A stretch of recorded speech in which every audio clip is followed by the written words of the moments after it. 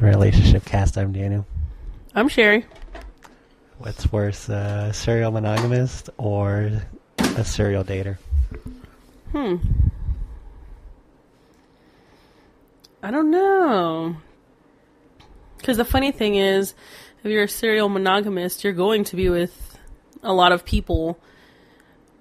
But... jumping relationship to relationship, so... yeah. But on the other hand, like a serial dater just likes to go out and date. And even then, it depends on what kind of a serial dater, quote-unquote dater, we're talking about. Because it could be just like a serial fucker. And make it sound like a serial killer, but... yeah, serial fucker. This is some heavy shit, y'all. Uh-huh. So, but like I said, though, too, it's like... what's, like, worse, though? Like, because basically defined as... well, I don't know, because the thing is, with the monogamy thing, the serial monogamist, you're going to be with one person, but you're not going to be with that person long enough to really, you know... so somebody could get hurt or something, like, you know, I don't know. That's the term that's the way that I'm thinking about it right now. So I think it sounds weird. They can get hurt. well, yeah, because you're not really gonna give them time to get to know one another. But the other one, you're not even gonna give them a chance to like see if something could happen. So I don't know. I have no idea. I think I'd feel probably equal on them. I'm thinking more though if you're saying like one, you know, lasts long enough to really develop the emotional relationship, but one is just, both of them are very much physical relationships, but one can involve more emotions than the other, just a little bit more, obviously. Yeah. I was gonna say, but eating a cookie. I know, but I was gonna say, what's worse though, like, would a serial dater, I guess, what's the definition of I guess what is considered a man slut or a woman slut versus a serial dater?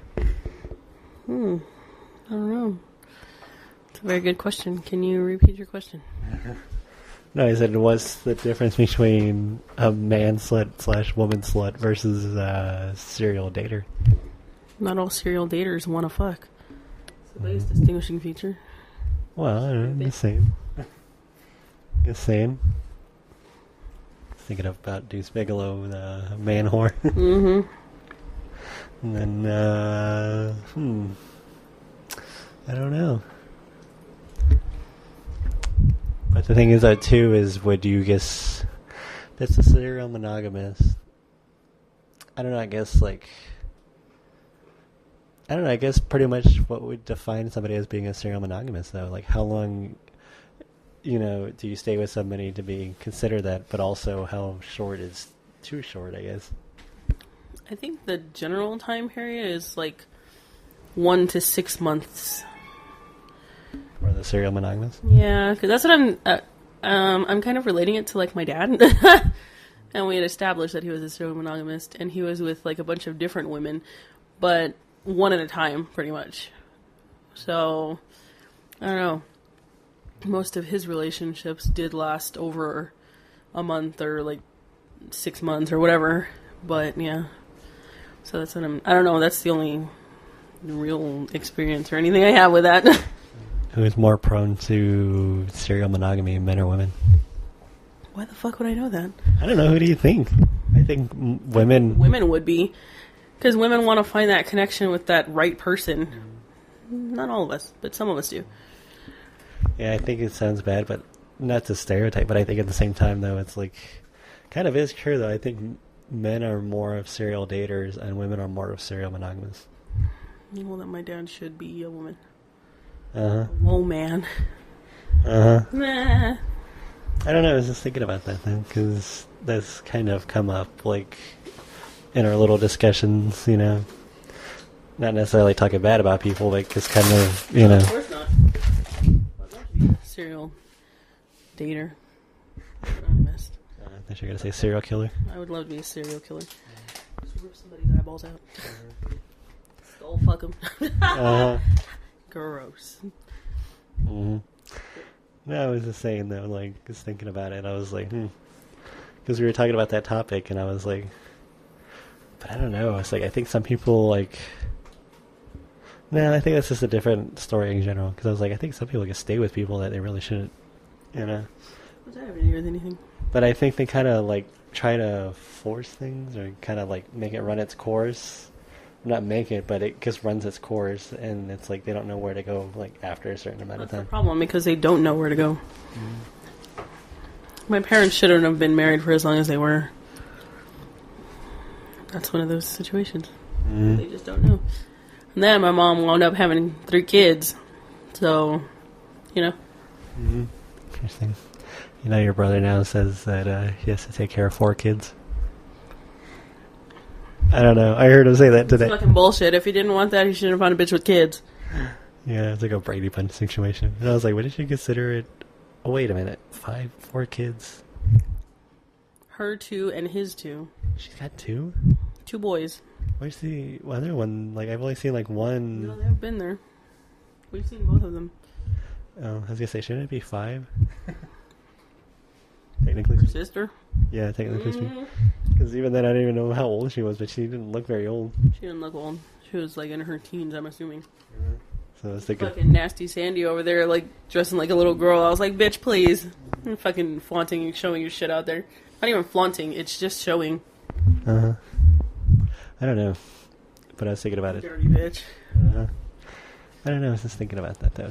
Well, I think this would now transition from what is it, serial monogamy versus serial daters into kind of people jumping into relationships with children involved already. I don't know. People just don't understand. Parents just don't understand. They don't. As a child of divorce, you don't understand what that shit does to your kids, man. And you fucking bring around new bitches or new guys or whatever. That's not healthy for anybody. I don't think it's necessarily not healthy, but I think it's a matter. It's not emotionally healthy for them at all. Well, no, I think it's a matter of bringing somebody around who's actually trying to, you know. I know, but you said rushing and like doing that. Oh, sorry. Well, I was just saying, like, in certain cases, obviously, if somebody's actually serious about, you know, being involved. The mail order brides. I don't know. It's funny you said mail order brides. I thought of men that are ordered and they're brides. Not like the mail, like the U.S. mail. Not like the actual U.S. mail, like male and female. Yes, but I don't know. I was just thinking about that though. I was like, I lost my. You'd be ordering a mail order bride. So why would I want a man? Well, I shouldn't say that. Some people do want men. You're just not like that. But I don't know. Like I said, I think, you know, in certain cases, obviously, people who are really serious about being involved in not only the person's life but also their child's life. You know, I think it's a problem when you have, like, what is it, the revolving door? What do you mean? Well, like somebody who is like a serial dater and they have children and they just keep bringing people around, which obviously confuses the children or a child, you know. And obviously, and children do grow attached to people. So I know that. That's what I'm saying. That's not healthy. It's not emotionally healthy. Is it? Ooh, okay. I don't know. I was just thinking about that. The like interesting tales everybody weaves. So we don't even weave any webs. Since everybody else. I don't want to fucking weave any web. You want to be like a Spider Woman?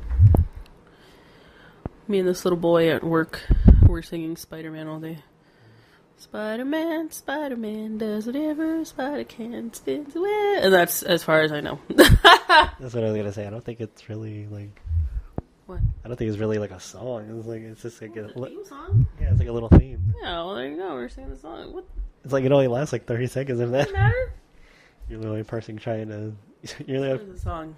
It's the shortest song in the world, and yet you can't remember the whole lyrics. What are you gonna do? Very funny. We'll say love you. So shut up, stupid. I hate that fucking little phrase. It's an amazing 80s song. We live in fucking America. That's life. So still an amazing 80s. So the next topic should be, why don't you like 80s music? Good 80s music. I don't know the water bottles I bring in. Well, actually, we should be asking about water bottles on the podcast. They are in the garage.